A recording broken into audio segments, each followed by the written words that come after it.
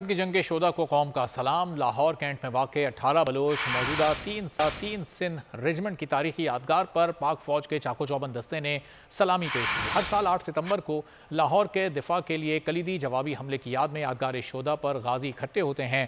गाजियों ने यादगार पर फूलों की चादरें भी चढ़ाई। 1965 के गाजियों ने अपने शहीद साथियों को याद किया और अपने जंगी तजुर्बात के बारे में बात की। 1965 के इन अजीम गाजियों में brigadier Muzaffar, lieutenant general Farooq और हवलदार अब्दुल रज़ाक शामिल थे। दीगर गाजियों में मेजर जनरल गुलाम रसूल, सितारे बसालत, brigadier Shahid, brigadier Umair, brigadier Sajid, colonel Shuja, major Asif और कैप्टन खालिद शामिल थे। 8 सितंबर को दुश्मन के खिलाफ कामयाब जवाबी हमले में देश के जिन 34 बहादुर सपूतों ने अपनी जानों का नजराना पेश किया।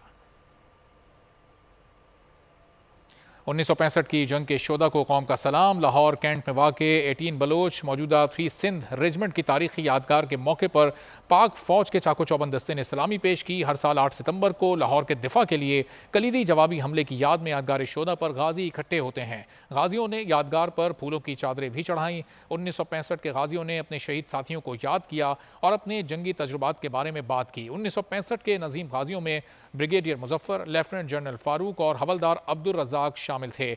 दीगर गाजियों में मेजर जनरल गुलाम रसूल, सितारे बसालत, brigadier Shahid, brigadier Umair, brigadier Sajid, colonel Shuja, major Asif और कैप्टन खालिद भी शामिल थे। 8 सितंबर को दुश्मन के खिलाफ कामयाबी जवाबी हमले में देश के इन 34 बहादुर सपूतों ने अपनी जानों का नजराना पेश किया। निगरान वज़ीर आज़म की ज़ेर सदारत एपेक्स कमेटी का 5वां इजलास में आर्मी चीफ, अबूरी वफाकी काबीना और